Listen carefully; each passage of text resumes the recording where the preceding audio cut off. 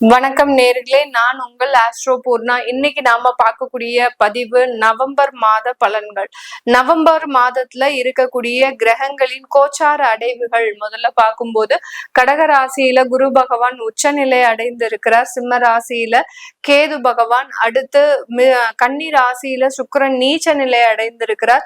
சூரியனாகப்பட்டவர் துலாம் ராசியில நீச்ச நிலை அடைந்திருக்கிறார். அடுத்து விருச்சிக ராசியில செவ்வாய் ஆட்சி பெற்று புதன் அதோட சேர்ந்து இணையக்கூடிய ஒரு கிரகமாக இருக்கு விருச்சிக ராசியில.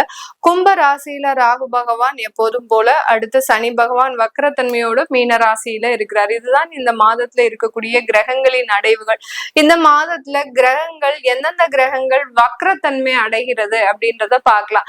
ஏன்னா இந்த மாதத்துல கிரகங்கள் வக்ரத்தன்மை அடையக்கூடிய ஒரு அமைப்புன்றது அதிகமாக இருக்கு. அதனால கிரகங்கள் ஆகப்பட்டது அந்த புதன் ஆகப்பட்டவர் 12ஆம் அதாவது 10ஆம் தேதி நவம்பர் மாதம் இந்த புதன் வக்ரத்தன்மையை அடைகிறார். 12ஆம் தேதி குருவாகப்பட்டவர் உச்ச நிலையில் இருந்து தன்னுடைய வக்ரத்தன்மையை அடைகிறார். இந்த 2 கிரகங்கள் வக்ரத்தன்மையோட இருக்கிறதோட இன்னும் 3 கிரகங்கள் ராகு கேது எப்போதுமே வக்ர கிரகங்கள், சனி பகவான் வக்ரத்தன்மையோட இருக்கிறார் ஆல்ரெடி. இது எல்லாமே மொத்தம் 5 கிரகங்கள் இந்த மாதத்துல வக்ரத்தன்மையோட இருக்குது. இந்த மாதத்துல கிரகங்களின் பயிற்சிகள் ஏதாவது இருக்குதா அப்படின்னு கேட்டோம்னா, இந்த சுக்கிரனாகப்பட்டவர் மாதம் பிறந்த உடனே 3ஆம் தேதி தன்னுடைய நீச்ச நிலையிலிருந்து தன்னுடைய சொந்த வீடான ஆட்சி வீட்டிற்கு துலாம் ராசிக்கு பயிற்சியாகி வருகிறார். அடுத்து இதே மாதத்துல இறுதியில 24ஆம் தேதி அதாவது 26ஆம் தேதி நவம்பர் மாதம் தன்னுடைய ஆட்சி வீட்டில இருந்து தன்னுடைய 2ஆம் வீடான அந்த விருச்சிக ராசிக்கு அந்த சுக்கிரனாகப்பட்டவர் பயிற்சியாகிறார். சூரியன் 17ஆம் தேதி நவம்பர் மாதம் அந்த தன்னுடைய நீச்ச வீட்டுல இருந்து விருச்சிக ராசிக்கு பயிற்சியாகி போகிறார். இதுதான் இந்த மாதத்துல இருக்கக்கூடிய கிரகங்களின் தன்மைகள். இந்த மாதத்துல ஏதாவது வக்ர நிவர்த்தி அடையுதா கிரகங்கள் அப்படின்னு கேட்டோம்னா, சனி பகவான் வக்ர நிவர்த்தி அடைகிறார். கிட்டத்தட்ட 5 மாதங்கள் கழித்து சனி பகவான் 28ஆம் தேதி நவம்பர் மாதம் வக்ர நிவர்த்தி பெறுகிறார். அதனால தன்னுடைய இயல்பு நிலைக்கு வரக்கூடிய ஒரு தன்மையை இந்த சனி பகவான் பெறுகிறார். இப்போ இருக்கக்கூடிய இந்த கிரகங்களின் அடைவுகள் படி என்னென்ன ஒரு சேஞ்சஸ் எல்லாம் இந்த காலகட்டத்துல ஒவ்வொரு ராசி என்பர்களுக்கும் வரப்போகுது அப்படின்றத இந்த பதிவுல தெளிவா பார்க்கலாம். இந்த சேனலை சப்ஸ்கிரைப் பண்ணாதவங்க சப்ஸ்கிரைப் பண்ணிக்கோங்க. பெல் பட்டன்ல ஆல் ஆப்ஷன் சூஸ் பண்ணிக்கோங்க. தனுசு ராசி என்பர்களுக்கு இந்த நவம்பர் மாதம் கிரகங்கள் எல்லாமே கொஞ்சம் வக்கரத்தன்மையோட இருக்கு. ஏன்னா தனுசு ராசிக்கு அதிபதியாகப்பட்ட அந்த குரு பகவானே வக்கரத்தன்மையோட இருக்கிறார். 8ஆம் இடத்துல இருக்கிறதுனால கொஞ்சம் பாதிப்புகள் ஜாஸ்தியாக இருக்கும். எதையும் நம்பி நீங்க சில வேலைகளை இழங்காதீங்க. எதையாவது ஒரு லாபம் செஞ்சிடலாம், ஏதாவது நம்ம பண்ணிடலாம் அப்படின்னு ஏதாவது பணத்தை கொண்டு போய் எங்கேயாவது போய் மாட்டிக்க கூடாது. மாட்டிக்கிட்டீங்க அப்படின்னா ஒரு 6 மாச காலகட்டத்துக்கு இதுவே ஒரு பெரிய பிரச்சனையாக தான் இந்த தனுசு ராசி என்பர்களுக்கு இருக்கும். இந்த தனுசு ராசி என்பர்களுக்கு கிட்டத்தட்ட களத்திராதிபதியும் வக்கரமாக இருக்கிறார். 4ஆம் இடத்துல அந்த சனியும் வக்கரமாக இருக்கிறார். ராகு கேது வக்ர நிலையில இருக்கிறதுனால கொஞ்சம் பார்த்து சூதானமாக செயல்படக்கூடிய ஒரு அமைப்பாக தான் இருக்கு. சில முயற்சிகள்ல உங்களுக்கு தோல்விகள் இருக்கும். என்னதான் நீங்க முயற்சி செய்து ஒரு அதிகமான ஒரு பிரச்சனைகள்ல இருந்து வெளியில வந்துடணும் அப்படின்னு நினைச்சா கூட திரும்ப அதே இடத்துல நிக்கிற மாதிரிதான் உங்களுடைய கால சூழ்நிலைகள் இருக்கு இப்போதைக்கு. அதனால கொஞ்சம் ஒரு 2 months பிரேக் மாதிரி இருக்கக்கூடிய வேலைகளை அப்படியே பாருங்க. இருக்கக்கூடிய தொழில்களை அப்படியே செஞ்சுட்டு வாங்க. நம்மளுக்கு தொழில்ல லாபம் இல்லையே, நம்மளுடைய வேலையில பெரிய அளவுக்கு ஒரு நிம்மதியான ஒரு சிச்சுவேஷன் இல்லையே அப்படின்னு எதுவுமே யோசிக்க வேண்டாம். இந்த தனுசு ராசி என்பர்கள் இந்த மாதிரி யோசிச்சீங்க அப்படின்னா தேவையில்லாத ஒரு மன தொந்தரவுகள்ல மாட்டிக்கக்கூடிய ஒரு நேரம். அடுத்து பலவீனமாகிறதுக்கும் உண்டான ஒரு நேரமாக இருக்கு. அர்த்தாஷ்டம சனி உங்களுக்கு இந்த மாதத்தின் இறுதியில ஸ்டார்ட் ஆகுது. அந்த சனி இயல்பு நிலைக்கு திரும்புறதுனால அந்த அர்த்தாஷ்டம சனி அப்படின்றது துவங்கக்கூடிய ஒரு அமைப்பாக இருக்கு. அதனால இந்த தனுசு ராசி என்பர்கள் நிறைய மன உளைச்சலுக்கு ஆளாகிறது ஒரு பலவீனமான உடல்நிலையை கொண்டு கொடுக்கறதுக்கு உண்டான ஒரு நேரமாக இருக்கும்.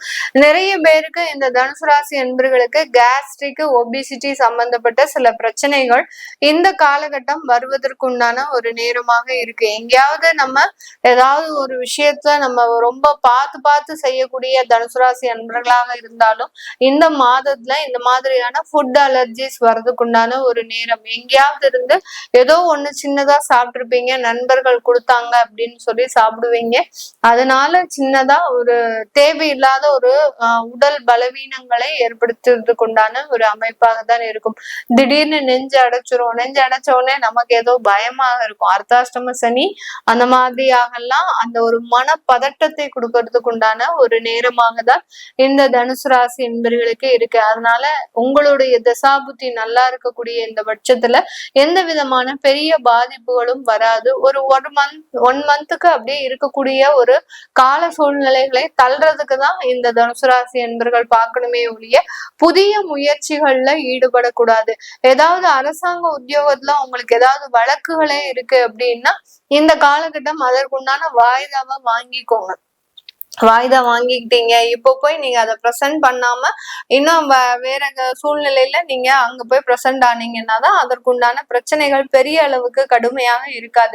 இப்போ போய் நீங்க அங்க போய் முன்னாடி போய் நின்னீங்கன்னா அந்த பிரச்சனைகள் இன்னமும் பூதாகாரமாக வெடிக்கிறதுக்கு உண்டான ஒரு அமைப்பாக தான் இருக்க போகுது.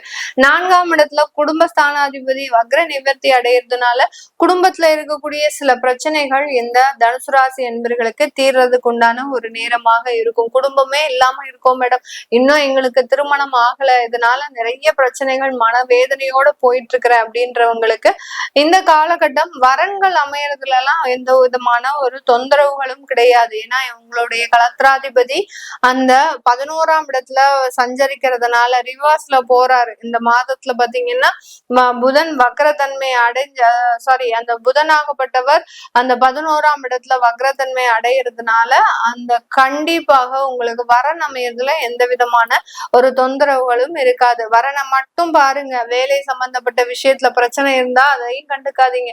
தொழில் சம்பந்தப்பட்ட விஷயத்துல பிரச்சனை இருந்தா அதையும் கண்டுக்காதீங்க. உங்களுக்கு என்ன வரன்கள் வருது, என்ன மாதிரியாக இருக்கு, உங்களுக்கு மேட்ச் ஆகுதா, இதை மாத்திரம் ஒரு வேலையாவே ஒரு மாசம் எடுத்து பாருங்க. இந்த தனுசு ராசி என்பர்களுக்கு பெருமளவு ஒரு பிரச்சனைகள் வராத ஒரு நேரமாக தான் இருக்கும். உங்களுடைய பாக்கிய ஸ்தானாதிபதியாகப்பட்ட அந்த சூரியன் உங்களுடைய விரயஸ்தானத்திற்கு வர்றதுனால அப்பா மூலமாக சில மருத்துவ செலவுகள் ஏற்படுறதுக்கு உண்டான ஒரு அமைப்பாக இருக்கும். தந்தை வழி உடல் தொந்தரவுகள்ல சில பாதிப்புகளும் ஏற்படுறதுக்கு அமைப்புகள் அதிகமாக இருக்கு. ஏற்கனவே தனுசு ராசி என்பர்களினுடைய தந்தை உடல் பாதிப்புகள்ல இருக்கிறாரு அப்படின்னா அதுல சில தேவையில்லாத ஒரு இழப்புகளோ இல்ல ஒரு உடல் பலவீனங்கள் அதிகரிக்கிறதுக்கோ அவங்க மூலமாக சில மனவேதனைகளை அனுபவிக்கிறதுக்கோ உண்டான நேரமாக இருக்கும். சொத்து சம்பந்தப்பட்ட பிரச்சனைகள்ல இருந்து ஏதாவது வழக்குகள் வர்றதுக்கு அமைப்புகள் இருக்கு. சொந்த வீட்டுல இருக்கக்கூடியவர்களுக்கு அந்த வீட்டுல இருக்கும்போது தேவையில்லாத உடல் தொந்தரவுகளும் வேலை இழப்புகளும் ஏற்படுவதற்குண்டான ஒரு நேரமாக தான் இந்த நவம்பர் மாதம் இருக்கு. அதனால நம்ம நிறைய நெகட்டிவான விஷயங்களை அடுக்கிக்கிட்டே போலாம். அதையெல்லாம் சொல்லும் போது அங்க உங்களுடைய மன உளைச்சல்ன்றது அதிகமாகும். அதனால இருக்கக்கூடிய வேலைகளை அப்படியே செய்யுங்க. எந்த விதமான சில டெவலப்மெண்ட்டும் பண்ணணும் அப்படின்னு இந்த தனுசு ராசி என்பர்கள் நினைக்க வேண்டாம். நினைச்சீங்க அப்படின்னா அதுல ஏதாவது ஒரு பாதிப்புகள் பின்னடைவு ஏற்படுவதற்குண்டான ஒரு நேரமாக இருக்கும். தொழில் சம்பந்தப்பட்ட விஷயத்துல உற்பத்தி சார்ந்த தொழில் இருக்கிறீங்க அப்படின்னா உங்களுடைய ப்ரொடக்ஷனுடைய அளவை கம்மி பண்ணிக்கோங்க. அதிகமாக நீங்க எந்த விதமான ஒரு ப்ரொடக்ஷனும் பண்ணாம என்ன ஆர்டர்ஸ் வந்திருக்கோ அதுக்கு தகுந்த மாதிரியான ஒரு ப்ரொடக்ஷன் மாத்திரம் வச்சுக்கோங்க. இஃப் சப்போஸ் உங்களுக்கு எக்ஸஸா எங்களுக்கு வேணும், நான் ஸ்டாக்ல வச்சுக்கணும்னு நினைக்கிறீங்கன்னா மினிமம் குவான்டிட்டியை மாத்திரம் ப்ரொடக்ஷன் பண்ணி நீங்க ஸ்டாக்ல வச்சுக்கிறது இந்த தனுசு ராசி அன்பர்களுக்கு நல்லது. இல்லாட்டி அந்த ஸ்டாக்ல இருக்கக்கூடிய ப்ராடக்டே பாத்தீங்கன்னா பல நாட்களுக்கு விற்காம தேவையில்லாம தேங்கி இருக்கிறதுக்கு உண்டான ஒரு அமைப்பாக இருக்கும்.